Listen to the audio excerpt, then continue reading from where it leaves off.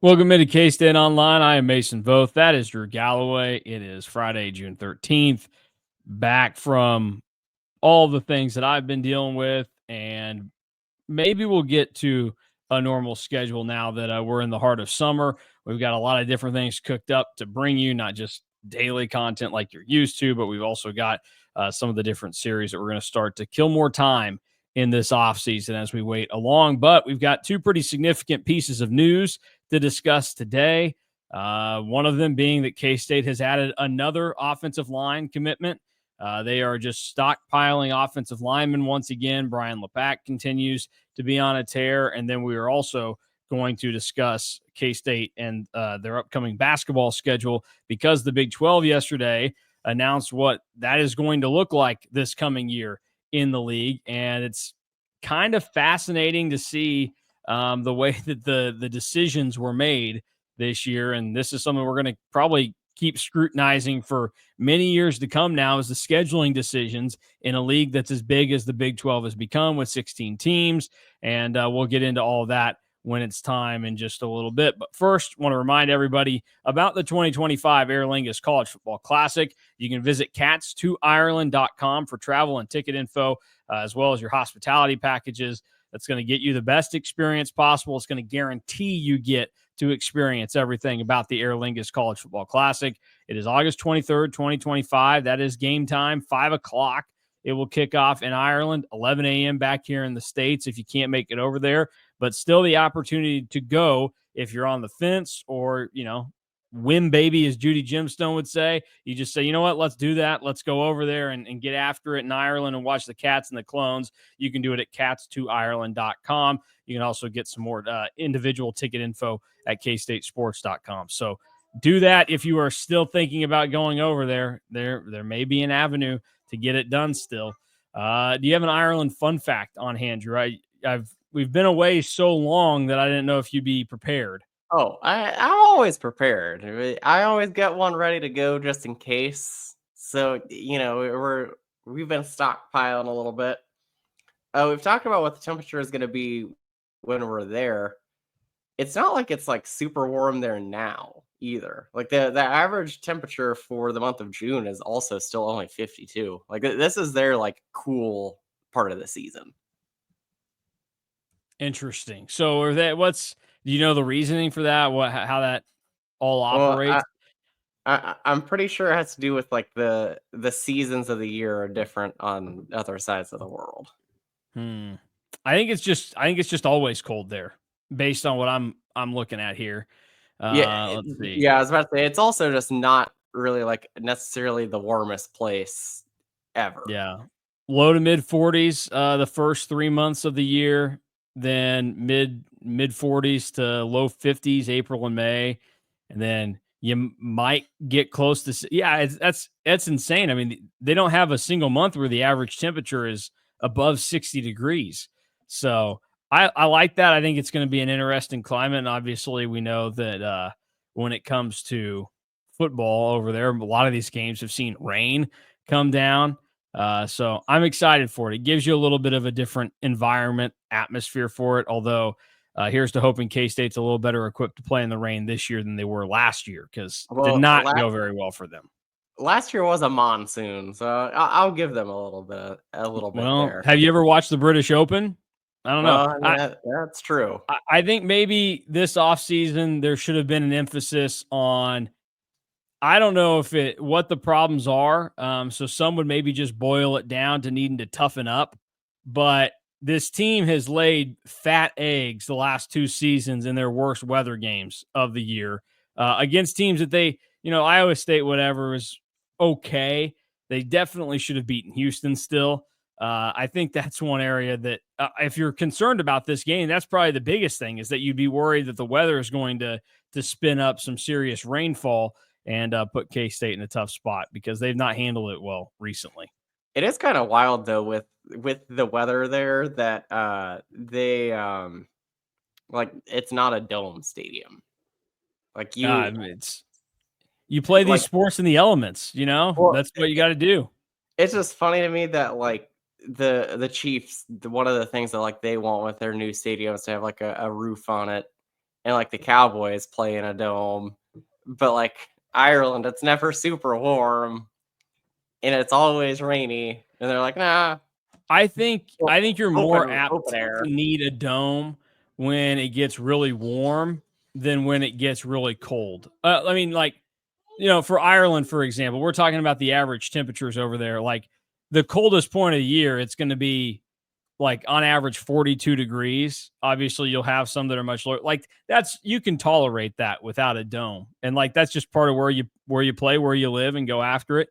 But the Cowboys kicking off the season that first or second weekend in September, Texas Heat playing outside. I don't know. That's like the first month and a half of the season. That seems like you're asking for trouble. Imagine the Texans. You go even further south, and the Texans are like, yeah, we don't have a roof over our head, no AC in here, just playing in 110-degree heat on AstroTurf. I will say, I had to explain one time to my mom. She was like freaking out when my brothers were playing soccer about, I think it was snowing, like would have probably been March or something. And she was just like, why are they still playing in this? I can't believe it. I was like, they just play this sport in the elements, Mom. I was like, as long as there's not lightning, they're going to play these games. Same thing for like football or whatever. Because like a Yeah. sloppy field in football and soccer, that's just a part of it, whereas in baseball, guys are sliding a lot more. I don't know. For some reason, with the dirt and everything, they have to treat it a little bit better because it gets all muddy and stuff. But I remember probably like it might have been a while ago now. The U.S. men's national team had a friendly in Denver, and yes. it was snowing. Well, I don't even know that it was a friendly. I think it may have been a World Cup qualifier that Yeah, they like played. I But remember that it was snowing so hard that people were like, "Why are they even playing?" And they did.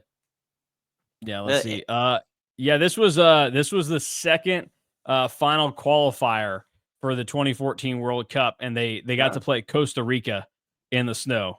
So beat them there we 1-0, go. 28 degrees in the middle of that blizzard there. So Oof. Yeah, no thanks. yeah.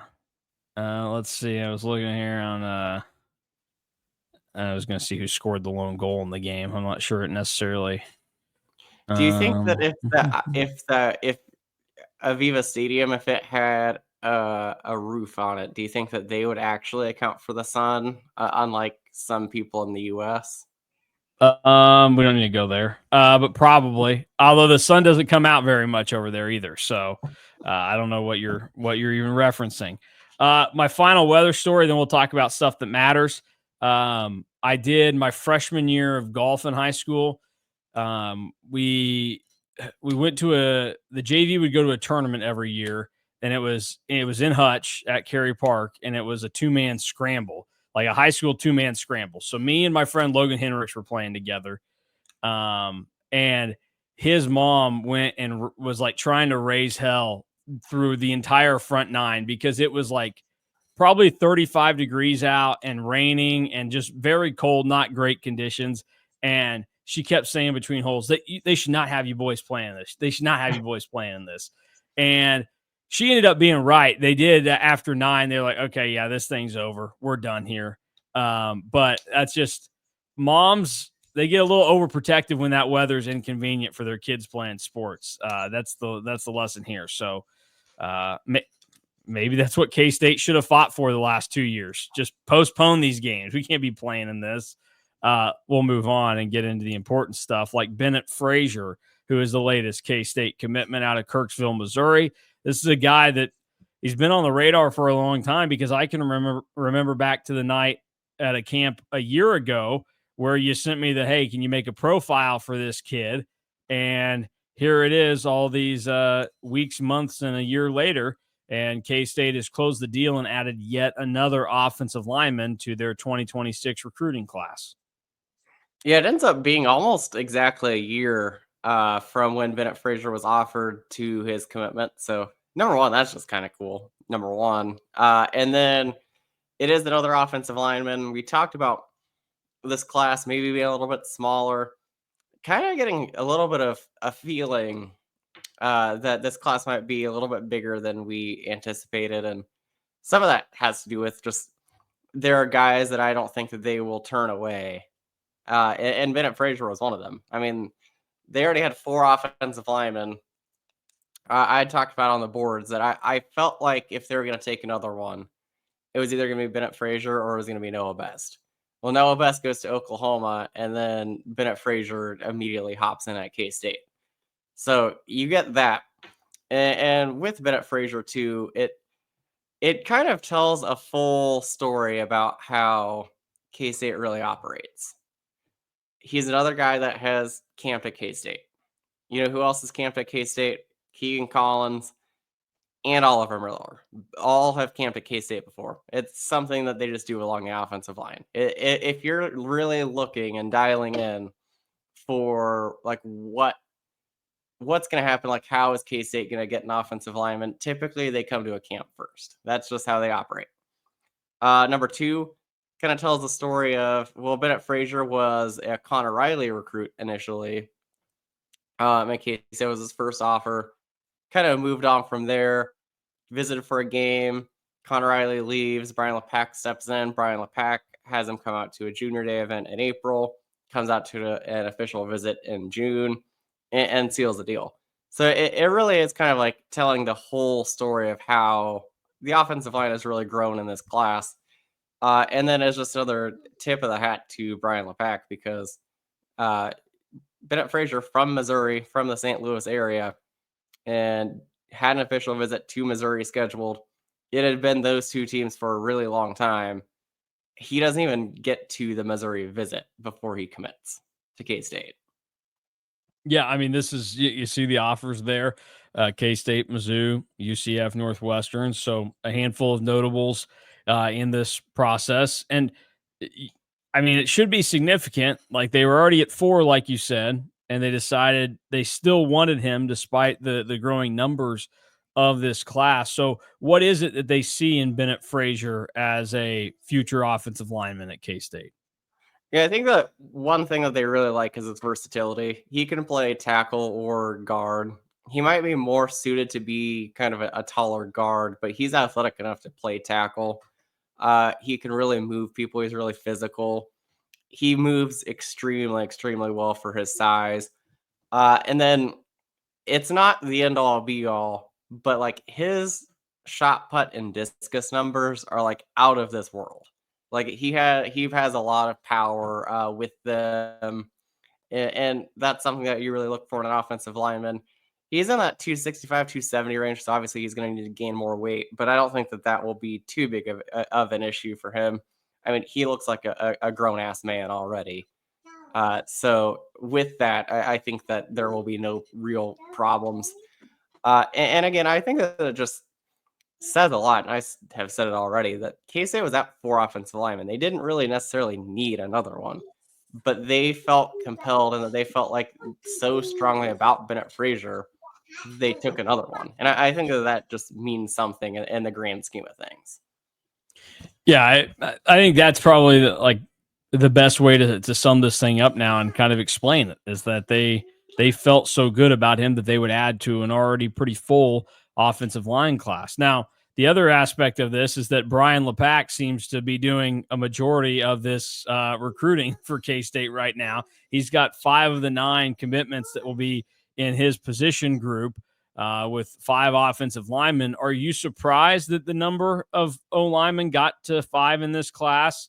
And how does that make sense relative to what the next few years look like for K-State in the offensive line department? If I would have said in like January or February that K-State would be adding 5 offensive linemen, I think I'd be a lot more surprised than I am right now. I think that there were guys that were too good to turn away. And that ends up being kind of what leads this class to be 5, because they were never going to turn away Keegan Collins, Justin Morales, Lamarcus Barber, Oliver Miller, or Bennett Frazier. But then as kind of the class went along, you kept seeing more offensive linemen pop up and more guys wanting to jump on board for Brian LePack and to play at K-State. So I think that it's not like a super surprise with just how it all moved together. it makes some sense because K-State loses a lot of offensive linemen after this year. That's one thing that we talked about when Terrence Enos and JB Nelson both committed after during the spring portal window, is that just added two more guys that are out of eligibility after this season along the offensive line. And also, I think that some of it has to do with Brian LePack wanting a certain style of offensive line. Like, they're not too dissimilar. And like I said, like Lamarcus Barber, Oliver Miller, Keegan Collins were all on K-State's radar, and Bennett Frazier were all on K-State's radar when Connor Riley was the offensive line coach. But I think that you're kind of seeing a little bit more of what Brian LePack wants to bring to the table. And with that, you're going to see some more guys come in that are his guys. You might see some offensive linemen leave after this year. We've already talked about how they have a bunch of senior offensive linemen to begin with. But I think that you're also just seeing him kind of bring his own guys in and really want to hone in on his own style. And from what I have seen in the relatively short time period that he's been the offensive line coach, I think that you're seeing his style of offensive line. You still want the really athletic kids that can really move for their size, but you're also seeing they're bringing in a lot bigger offensive linemen to begin with. Like JB Nelson and Terrence Enos were kind of the start of that. Of like, okay, that's another two dudes coming in for that's the first two dudes coming in for Brian LePack that are well over 300 pounds. Keegan Collins has some good weight on him. Justin Morales it is a little bit leaner, but I think that with his frame, he can get to 300 pretty easily. Lamarcus Barber is pushing 290. Oliver Miller is already 300 pounds. And then Bennett Frazier is in that 270 range. You're seeing guys come in that are heavier as high school juniors than what typically K-State has gone after in the past. And I think that that is probably a good thing. Like I know that people talk about how the offensive line at K-State was probably a little bit undersized the last few years. Well, the updated roster just came out a couple days ago. I think everybody that is a returning offensive lineman now is over 300 pounds. Like, I think that that's just what you're going to see under Brian LePack now. I mean, he seems to have this thing figured out right now for K-State football, and now it'll just be a matter of how these guys kind of roll into to everybody that's there. And I think a big part of kind of determining what Brian LePack does is also seeing how the offensive line shakes out this year. They've got a big blend of transfers and then guys that have been in the program to develop a little bit. Now it's Brian LePack's responsibility to kind of get some of those guys that we've heard about for so many years to the level of being regular contributors on the offensive line. But there's no doubt that in the recruiting space, he's doing a fantastic job. He's viewed very highly throughout K-State and I think also just around college football right now. So K-State continues to have a budding star on the coaching staff in Brian LePack, and he delivers Bennett Frazier, the 9th commitment of the class for K-State. 9 commits before the middle of June. You think that this class might end up being bigger now than initially anticipated. Do you have a new number that you would throw on it target-wise? It seems more like 18 to 20 is going to be where this lines up. There's just a lot of guys that are still out there that I think that K-State's really pressing for. And with just how everything has gone, and even having somebody like Lawson McGraw get offered, but it seems like that's more of an athlete than a true position. I think that you're going to see a little bit more on the high school realm than I think that we anticipated to begin the cycle. I don't think that's necessarily a bad thing.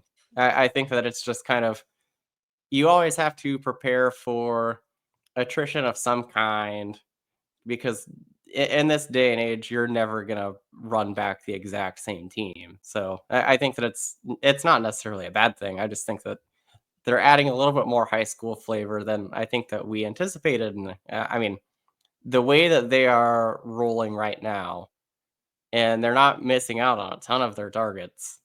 Like, I think that this is probably the smart play than saying, okay, no, like we're at 15, but we have 2 or 3 guys that like we really, really want and wouldn't turn away. Like let's add them too. Like that.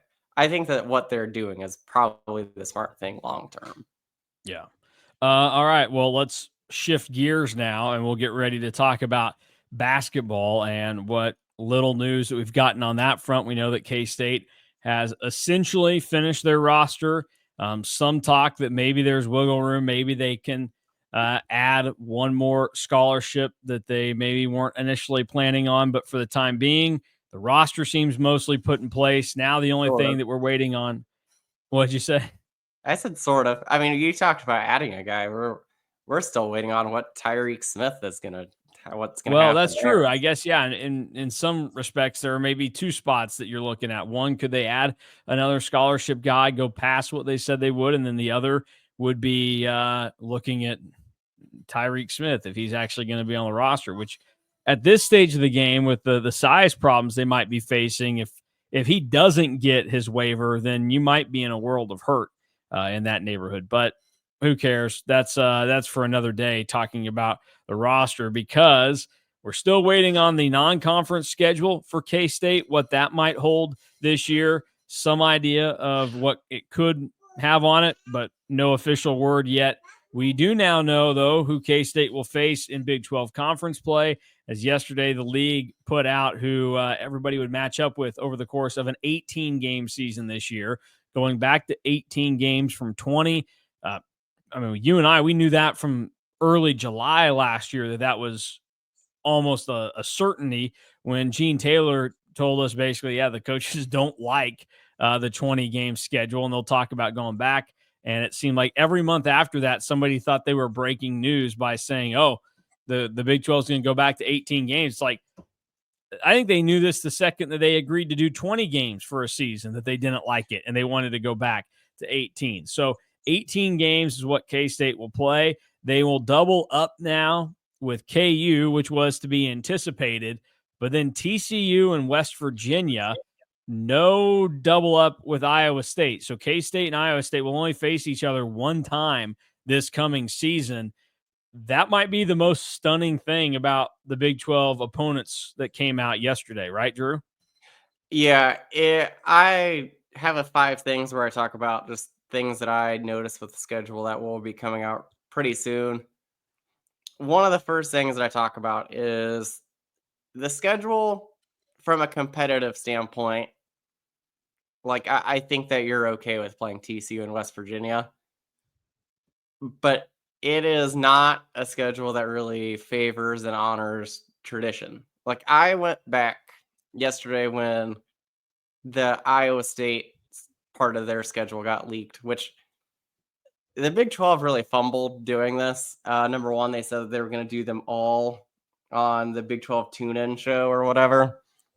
They only did 2 on the Big 12 tune-in show because there were still, I think, 10 teams that needed them, and 4 were leaked by John Rothstein before the Big 12 show even started. So, number one, kind of fumbled there. Then they barely did it on the tune-in show. But when I went and looked, because I was like, when is the last time K-State and Iowa State only played once? Well, in 1916, K-State and Iowa State played 0 times. That's the last time that they didn't play twice. The last time that they only played once was 1908. That was the very first game of this series. And kind of, it feels like the Big 12 is kind of doing weird things with schedules. We talked about it when the Matrix for football came out last year, and they did 4 years in advance. K-State, Iowa State, not on there. K-State, Iowa State is the 3rd longest continuous rivalry in college football, and that goes away. Now, K-State and Iowa State was up there for most times playing 2 times in a single season, and the Big 12 takes that away.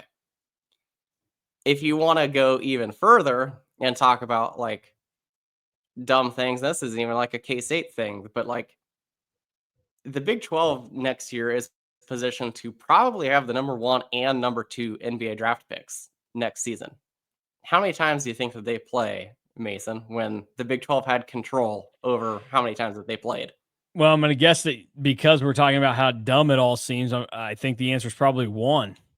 Yes, KU and BYU, who have Darren Peterson and AJ DeBonsa, the number 1 and number 2 players in the high school recruiting class, probably the number 1 and number 2 players that will be selected in next year's NBA draft. They only play once. So whoever is in charge of scheduling is not doing a very good job. Like, one of the things that they talked about was like it was competitive balance, a protected rival, and location. Which one of TCU or West Virginia would you say is the location one, and which one is competitive balance? Both teams ended, or all three teams ended, one game apart in the standings. It's not like K-State and TCU are super close. Obviously, K-State and West Virginia are Hey, not close at all. Brett was just thinking of us in Wichita, and he's like, "Yeah, that is actually pretty close for them." Like, and then you also like dig into Iowa State and what they keep. I guess that KU is their protected rival, but Iowa State, if you're doing like what their close game is, they're giving them Oklahoma State. Like, there are some things on here that don't make a lot of sense for what they said. But like I said, from a competitive balance standpoint, whatever. The schedule is fine. Like, if you're gonna only play Iowa State twice, you'd rather face them at home. You'd rather face BYU at home. You'd rather face Baylor at home. And you'd rather have, if you're scheduling road games, you'd rather play Arizona State, Colorado, Oklahoma State, West Virginia, TCU as your road games. The other 4 road games are going to be tough, obviously. Mm-hmm. But like, from that standpoint, it's fine. It's just, I hate seeing that K-State Iowa State keeps being tossed to the curb by the Big 12 when it's one of the oldest rivalries in all of college sports. And we're in an era where that just doesn't Well, seem to matter anymore at any level. and at this stage of the game, like if you're the Big 12, or really any of these leagues right now, except for the SEC, where like for the most part they've retained most of their regionality, and the teams that they've added back in, like Texas and Oklahoma, they have regional ties already to Texas A&M or Arkansas. If you're Texas has some of those Southwestern Conference ties to the others, and then Oklahoma is just like a pretty natural fit. But if you're the Big 12, like you don't have a lot of that anymore. I mean, look at what's on here for K-State. You go back 10 years, a lot of these teams K-State wasn't playing 10 years ago. You know, Colorado's back, but they weren't I there. was So about to say, Colorado and Colorado isn't even a team that was here 10 years ago. Yeah, so like Colorado, Houston, Arizona, Arizona State, Cincinnati, UCF, BYU, Utah, like a lot of teams that you're just not accustomed to. I think you would want to try and save that in some way. That's why I think like I get that they're trying to balance things out a little bit, and that might be why we're in this pattern right now where K-State, KU, and Iowa State are in this weird little triangle. Because if you go back, not last season, but the season prior, KU and Iowa State only played one time in Ames. And Iowa State fans were up in arms about that, which, you know, I thought was a little silly. Like, why are you going, oh, this is bogus. Why don't we get to play in Allen Fieldhouse? I don't know. If I could have that option, I would choose for that to not happen. But in terms of what it would do to your schedule, but for the good of college basketball, K-State, Iowa State, and KU all should play each other 2 times. They're close. Obviously, right now, Iowa State and KU are 2 of the top 5 teams in the Big 12 when it comes to basketball. K-State, if they ever get their crap together, we know that they can be up to that level. And I think that probably of the most passionate rivalries you have in your conference right now, and there's not very many of them if you're Brett Yormark in the Big 12, K-State is in the middle of a good number of those with Iowa State and Kansas. Like, we know that the K-State KU thing is there, but I think you could probably venture to say that, like, there might be more legitimate animosity between K-State and Iowa State fans than K-State and KU fans right now, where it's kind of like the there's at least a shared trait between K-State and KU, and that's that they're both here in Kansas, so there are some similarities there. And then, K-State has football, KU has basketball. We've seen that, and the K-State obviously 3 straight years with a win in the basketball series helps how they might feel about it. But like the social media aspect, it's I think is good between K-State and Iowa State. The fact that Jerome Tang and TJ Otzelberger obviously have their problems, so like there's real juice there. And I think you have a problem if you're not leaning into that because you need that in the Big 12. I mean, think about last year with the TV scheduling. K-State played 2 games on CBS. Do you know who those were against? It was KU and Iowa State. Like that was a game. Those matchups were worthy of being nationally televised on the number 1 TV partner that you would have in basketball, where your best TV slot is wherever CBS says you're playing on Saturday or Sunday in the Big 12, and we want your game. The games that they picked last year to be on CBS, it was Arizona State, so another one of the rivalries that you have. And then I'm trying to think what was the other one? The handful of KU games as well. But like the majority of the CBS games last year, they loaded up with where is the rivalry there. So K-State and Iowa State should be playing it. It's a shame that, after next year, they're not playing in football. And then now in basketball, it's everybody has to come to terms with the fact that K-State and Iowa State, they're not going to play each other twice every single year. And that's a problem because that's a doable drive. You talk about K-State TCU, like it's not the most fun drive to get up and drive from Manhattan to Ames, but it's doable. And both parties do it when things are going well in basketball. And that's just good for the nature of the sport. I think it's a big miss by the Big 12. And so what I would say, the defense that they would probably use is that they're looking for competitive balance, and they feel like it's probably unfair to K-State, KU, and Iowa State if every single year 2 of your double ups are ones that are either of your level competitively or are viewed as rivals. So like there's an emotional tax that goes into it. And so I think they're going to try and break that up. So like, I think this is going to become the norm. I bet next season, KU and Iowa State do not play twice. I think it's going to be K-State, Iowa State twice, K-State, KU twice, and KU and Iowa State take a year break. I bet that I would be willing to say that probably happens, but you can miss me with competitive balance if you're giving Iowa State, Oklahoma State. So that's where I draw the line. Is like Oklahoma State hasn't been good the last few years, but I would even feel better about K-State's schedule if there was like at least a familiarity with Oklahoma State playing twice. I think you need to lean into that now. Like you only have so many Big 8 schools remaining.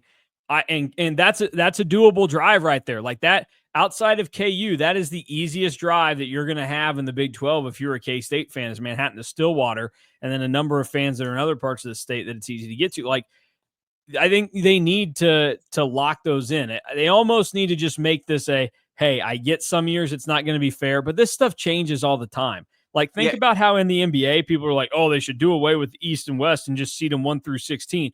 There's going to come a time where the Western Conference really sucks again, or that's more balanced than how they suck. Unlike the East, where it's like they have 6 really good teams, and then the rest of the 8 or whatever there is, I guess it would be 9, are terrible in the NBA. Like it's all cyclical. This all catches up and we'll be fine. Like it'll even out over time. And yeah, if you have some years where you get screwed, you get screwed. But the other thing you're talking about, like, well, get out of here with the competitive balance BS. I mean, I hate that I'm doing it again, but I'm once again going to go to bat and point out that KU continues to not really get that benefit in the Big 12 scheduling because their double ups this year, they play Arizona, Iowa State, and K-State twice. So you're playing 2 teams that are pretty much guaranteed to be top 5 teams in the Big 12 next season. And then K-State, wild card, very easily could be top 5. They could also be bottom 5. We don't know. But as we've seen, since Jerome Tang has been at K-State, this is a very even rivalry where they have split all 3 seasons that Jerome Tang has been in Manhattan. And there's obviously, like I said, there's an emotional tax in those games. So it's just once again like the Big 12 is kind of talking out of their mouth and their butt in a lot of these things. And this kind of just goes back to what a lot of people were aware of when it initially happened. Brett Yormark was good in terms of business and saving the league.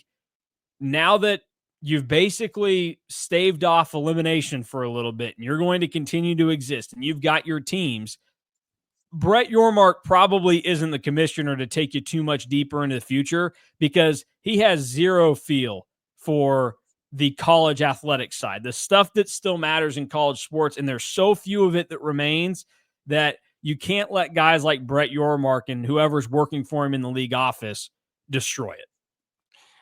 The other thing that I'll say, because this just came to me, and it probably should have came to me a little bit earlier when I was talking about competitive balance.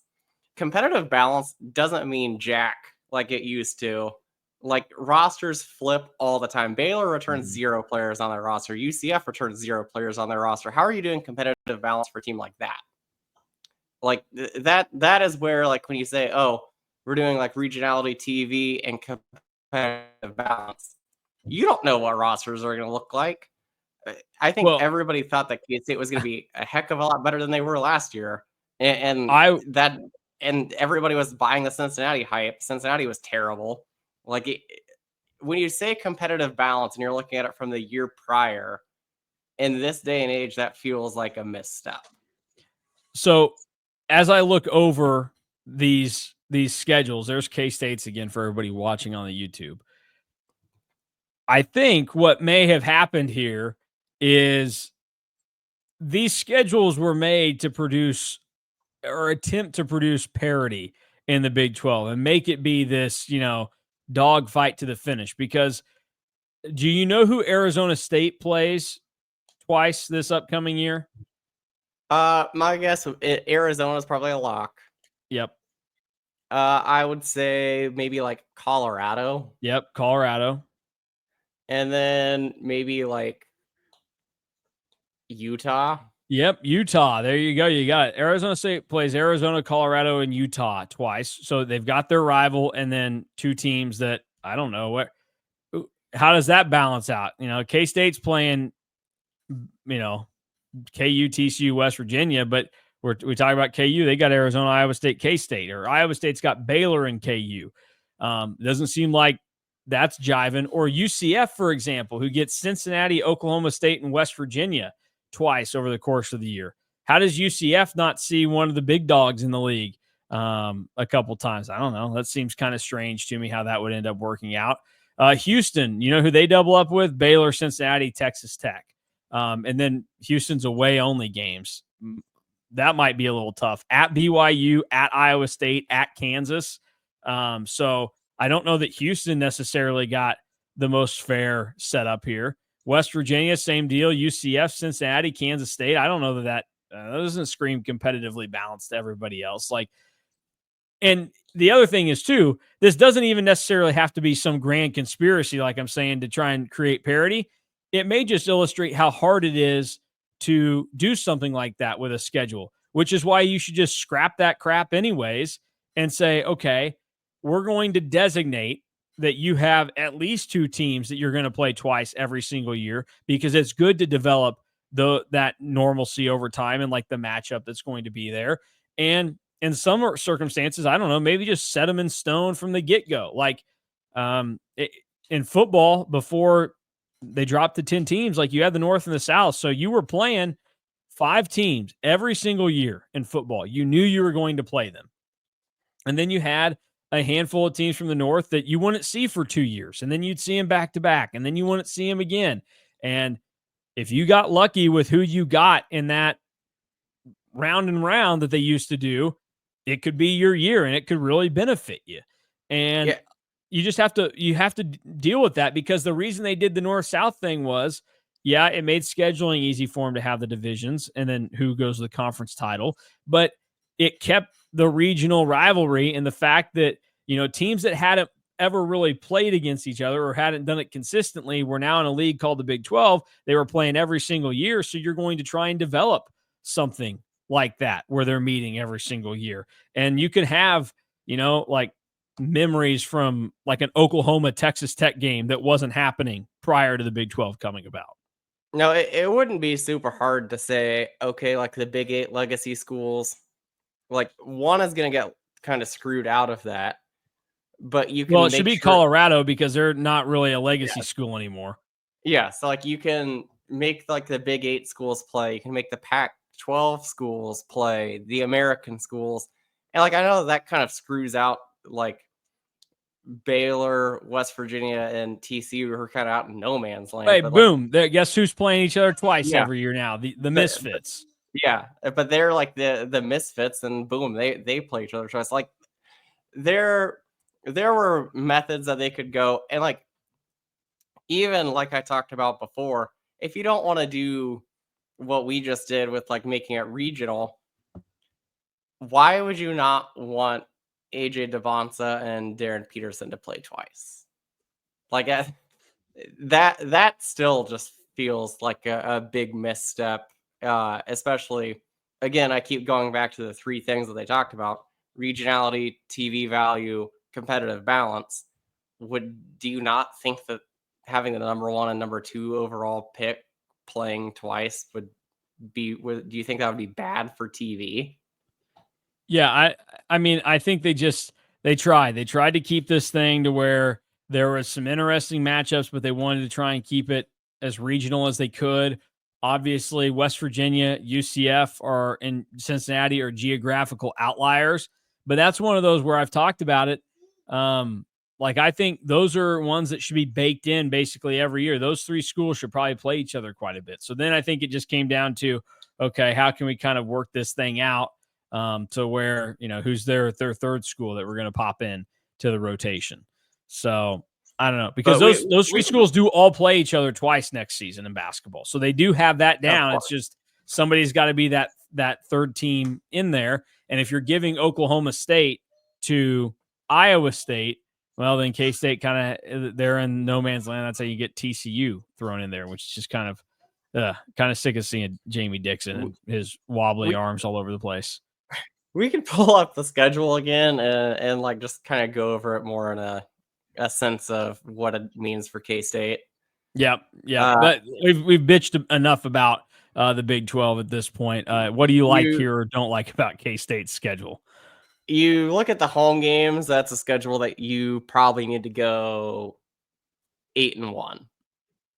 Like Cincinnati, I don't think that they're going to be very good. UCF, I don't think they're going to be very good. Utah, I know they're not going to be very good.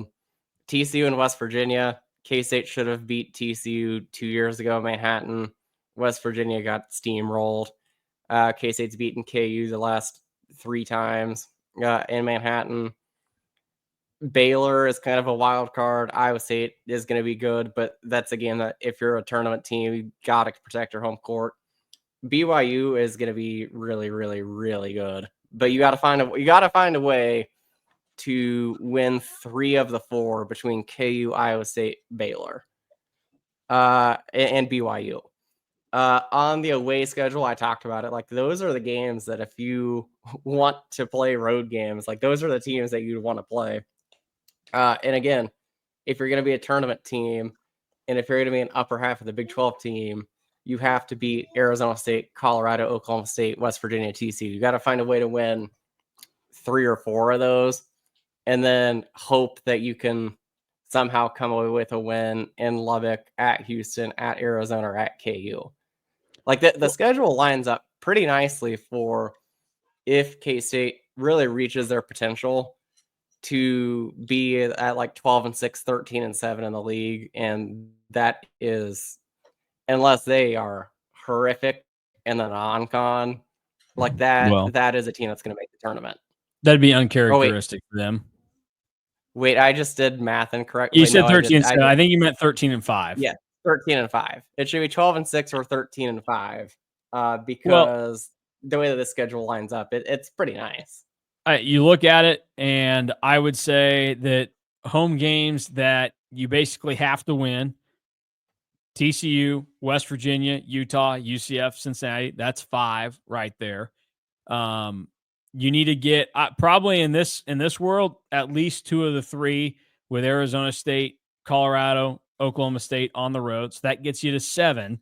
And then you would look around and basically say, okay, as long as things don't go bad in the non-con, you probably only need 2 other wins somewhere else, because 9-9 a lot of times got Big 12 teams in, as long as you didn't have the bad non-conference to go with it.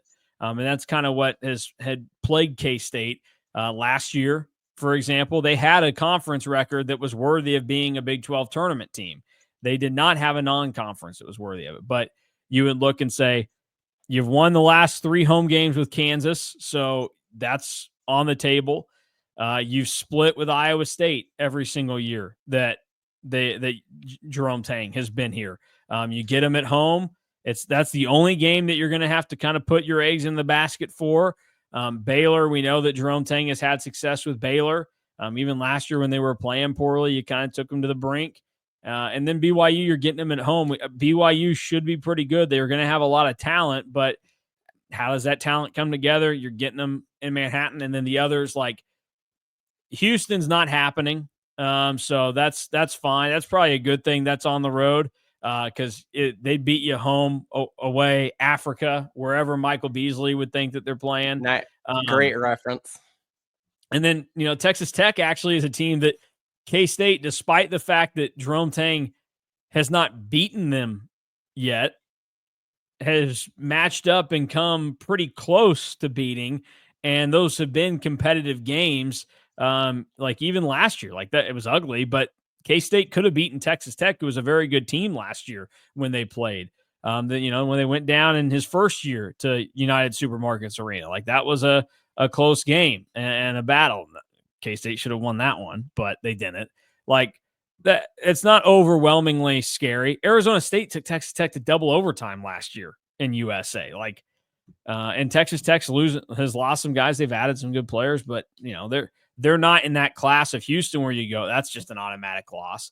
Same would go for Arizona, where it'll be interesting to see what they look like this coming year with some changes to be made. But the road slate, you've got 3 games that are probably going to be losses. 1 that's a certainty, 2 that you could win, and the other 3 you very easily could win. And based off of how K-State is going to be set up, it's probably unlikely that they win all 3, because just winning road games, we know that's been tough for Jerome Tang up until that little stretch last season. But going into each of those games as an individual game, we would probably say K-State should win this game if they're an NCAA tournament team, because I don't think those teams are going to be very good. And then the home schedule sets up like we talked about.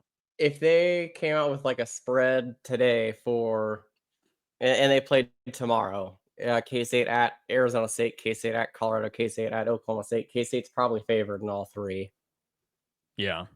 The tough part about this is that you look at it, and I would say there are 6 teams that I'm confident in saying don't make the NCAA tournament next year in the Big 12. Utah, UCF, Cincinnati, Arizona State, Colorado, and Oklahoma State, and you only get 6 games with those teams. You would have liked for that to have been me saying that you get 7 games with those teams or 8 games with those teams. And like those were some of your double ups. Whereas TCU and West Virginia, both could either make it or miss it, but we know that they're historically rarely so bad that they're not going to be like, they won't be pushovers. They're going to battle with you. And we know that TCU has been a team that K-State has had some unfortunate history with the last 2 seasons in basketball. K-State owes TCU. Maybe that's why the Big 12 did it. They looked at the last 2 years and they thought those are heartbreakers for K-State to lose. So maybe this is something that's turning into a competitive rivalry. But yeah, from a schedule standpoint and an opponent standpoint, I think that's probably the only thing that I think you could look at and say, oh, this would be better from like stacking wins perspective, would be swapping the KU getting twice for just getting KU at home and then adding like Colorado twice. Yeah. Which which nobody actually wants. Like you want K-State and KU to play twice every year. No, nobody actually wants that. Just like if you're saying that it's like a good thing that K-State and Iowa State aren't playing twice, like you're kind of lying to yourself. Now, if you took the uniforms away from them and it said Arizona or BYU on KU and be like, yeah, you don't want to play that team twice. But like, it's college sports. Like, you have to step up and be a man and either beat your rival or lose your rival and take it one way or the other, however the result ends up being. But rivalries are fun. Rivalries are historic. They're going away in college sports. It's not a good thing to not play Iowa State twice. Yeah. I'm going to be, I'm going to put this on the record so people don't let me forget, because I am sometimes bound to. I get these ideas in the middle of June or wherever and think, oh, that's a good question for Chris Kleiman or Gene Taylor at Media Day. I would like to ask Gene Taylor about the Iowa State situation and not playing them in football 2 years from now, and now basketball only playing once a year, and where he stands on the whole common opponents and rivalry situation that the Big 12 is facing right now. Because if we're pointing fingers, I think that one AD doesn't want to play K-State or Iowa State twice in basketball and in football, and I don't think that it's the K-State one. Yeah, I don't know. Well, I think the one that you might be talking about, I think he says some things publicly that go against that. So then you have a lot of he said, she said, and it's that's why I want the word from Gene Taylor directly. Is this an athletic director problem, or is this a commissioner problem or league office problem? So somebody remind us of that when we get to Frisco. I'm gonna start writing stuff down on my phone and having it ready to go. But can't say Dallas. No, Frisco. We'll be there coming up under a month away from Big 12 Media Days in Frisco at the Star, home of the Dallas Cowboys, where Drew tried talking crap on their game day stadium earlier. Big 12 Media Days, July 8th and 9th down there. So we will have that coming for you. K-State goes on that Tuesday, the 8th. So day one, we'll have K-State stuff right off the bat, and then some carryover content into the next day. It's the Big 12 Media Days, July 8th and 9th, and then College Football 26 comes out July 10th. I mean, we're rolling. Wow. Also, I just disappointed because I looked instantly when stuff was going on, as I do every time Big 12 Media Days gets announced. I'm like, oh, are the Rangers in town? No, Rangers not in town this weekend. And then I said, well, we're going to be in Frisco. Are the Rough Riders playing? No, Rough Riders. They're in Amarillo. They're facing the Sod Poodles, who I would love to go to a Sod Poodles game. Great name. The Rangers are literally never in town the weekend of Big 12 Media Days. They were 2 years ago, or no, 3 years ago, because I didn't go ahead of the 22 season. No, I did. 23, I didn't go. So it was 3 years ago. I went, and when I was still in radio at KGSO, I was down there by myself. And back-to-back days, I went and watched Rangers A's all alone. It was like a 5-minute drive from the hotel. No, that is pretty baseball sicko of you. It was a good time. My food review that I did down there, Marcus Semien hit a home run in the middle of it, and they shoot off like fireworks indoors. And I mean, I felt like Rick Pitino when Louisville won the national championship in 2013, when you'd think that like bombs were getting dropped on the Georgia Dome. He thought that like, oh, we're under attack. He's shaking. That was me. I was like, holy cow. Yeah, but no, those are some bad A's teams that you got to see. Yeah, bad A's, not bad ass. That's for sure. Yeah, not good. All right, we'll get out of here. We'll be back again on Monday, full week next week. Friday, we are starting KSO Classic. So we are going to bring you kind of a look around, some different ways to view games of K-State Pass. Pretty football heavy with these, but that's okay. We're getting close to football season, and we're going to run these all the way up until that Friday before K-State Iowa State takes place over in Ireland. We'll do a double feature on that Friday to give you some extra listening material if you're heading over to Ireland. There may or may not be a pretty festive game that day that we chose. Yes. Yeah. Well, and by we, I mean that you chose. Yeah, I do. I will have to say, I'm I have to look back and think that could be changed because I don't know that we have a full game access. Although the Big 12 has made me hopeful that we will have it by that time. If not, we'll do something different. But yes, we'll do that. We will start next week. 2003 K-State Nebraska football. That was one of the ones that was brought up. I feel passionate about doing that one too because my dad talks about that all the time. I think that's his favorite K-State game he was ever at. So he went there with a Nebraska friend and always talks about how the ride back from the stadium on public transportation to wherever they were going to get to the car was maybe one of the best of his life because it was just a bunch of sad people in red sitting there quietly, and he's the only one in there in his purple on cloud nine after that. So we'll look back on that game. And then after that, another game that Drew and I think both really wanted to do, 2009 KU football will be on there as the first game of the streak. We may need to do a special where we go back and just look at some of the funniest or greatest plays of the last 16 years in that rivalry because, in recent years, it's almost like out of football follies with the way that KU has basically cost themselves the game. I mean, think of the last 3 years. Special teams errors have really changed the direction of the game. 2022, KU stops K-State opening drive. They muff the punt, and the very next play, Malik Knowles is in the end zone. Then in Lawrence 2 years ago, another muff punt gives K-State the ball and momentum. And a blocked PAT. And then obviously this past year, whatever that dude was thinking, just, I don't know, let the ball go out of bounds or through the end zone. Why are you catching it right there? And then it immediately led to a safety.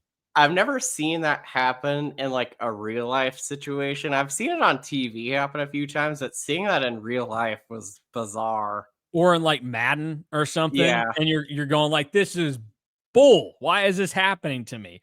But no, a lot of fun stuff on the way with all of those. So we'll have that for you. And yeah, Drew, you're right. It was baseball sicko out of me. The A's won that first game 14-7 that I went to. The next night, the Rangers won 5-2. So 14-7, you at least saw 21 runs that first night. Shout out to the ballpark app on there. Ballpark app is clutch. Yeah, here, well, everybody else shut this off. If you're not interested, you could have already. I do want to show you a disgusting stretch of baseball that I saw in 2018 that the ballpark app always reminds me of. So, I'm telling you to shut this off unless you just you need something to kill time or whatever. Starting in the 2017, my birthday is April 2nd. So every year around that time, parents are like, what do you want? Well, when I was up at K-State, I had pretty easy access to get to Kansas City. So the Royals had a pick 10 ticket package every year. And so I would just say, okay, that's what I want for my birthday. So I would pick 10 Royals games that I would go to or whatever. It was pretty ho-hum in 2017 or when I went. No, I guess actually it started in 2018. So this is the first game I went to. Royals Mariners 10-0. You go, hey, that's pretty good. Then it just competitive 5-3 Angels, tough loss, but hey, saw Mike Trout. The game ended in the snow. Shohei Ohtani was supposed to pitch the next day. It got postponed. Oh, okay, 6-3. That's a tough loss. Went back 2 days later. 8-0 to the White Sox. 10-1 to the Yankees. 16-0 to the A's. 15-4 by the Red Sox. And then the Voth family went on a little baseball trip, and I finally saw the Royals win again, 10-5 in Chicago. You go. And this actually made up for it because that was a Marcell Ozuna walk-off against the Rockies. Nice. Royals kicked butt. Eric Hosmer and the Padres beat the Cubs. And then let's see, it zoomed all the way past. And then the last game of the road trip, we saw Mike Moustakas' Miller Park debut, and Eric Thames hit a walk-off home run off of Wade Davis. Tough week for the Rockies. You saw a lot of Rockies in 2018. Yeah, that's true. And then it picked up where it left off because I went back to Kauffman Stadium and I saw the Royals lose to the Cardinals 8-3 in August. So I think the last 3 Royals games that I've gone to, they've won them all. I was back in Kansas last week for the K-State camps. Of course, the Royals were gone. Like I was like, Yeah, it's brutal. yeah, I was specifically like looking for like what the schedule was like when I booked the flights. I was like, oh, of course they're gone. And then the day that I leave, they're home for a little bit. Yeah. My most proud achievement with this is in 2019 when I went to a doubleheader and saw the Royals sweep the Rays. There you go. I went to opening day that year and they had a long delay, and so they gave everybody that bought tickets like a free voucher. And then I was sitting in the K-Man studio like hours before the game was supposed to start, and they announced that it had been rained out and they were postponing it, and they were going to do a traditional doubleheader the next day. So, you buy one ticket, you get into both games. And I told John and Mitch, I said, I will not be here tomorrow. I am using my opening day voucher on this game. I'm going to both of them. And so I went and sat in center field by myself for the entire day, and might be one of the best days of my life because I can get down with a traditional doubleheader. I hate when they split them up. yeah, that's just a cash grab. These Yeah. greedy owners. All right, we'll get out of here. We'll talk K-State again next week, and we'll have plenty of stuff coming your way over the weekend over at KStateOnline.com. Head over to On3, get signed up right now. You get great coverage of K-State, also college sports from our national team at On3, and you can get your first week for just $1. And we are weeks away from the merger between On3 and Rivals, so you're going to start getting a whole lot more with your On3 membership, because now you look around, you say, oh, where are all the other Big 12 teams? You're going to start getting more info on the Big 12 teams there when all the sites from Rivals merge over to On3. It's an exciting time for KSO and On3, and certainly for you if you're a member of K-State Online or you're going to sign up in the near future. So we'll get out of here. We'll talk to everybody again on Monday.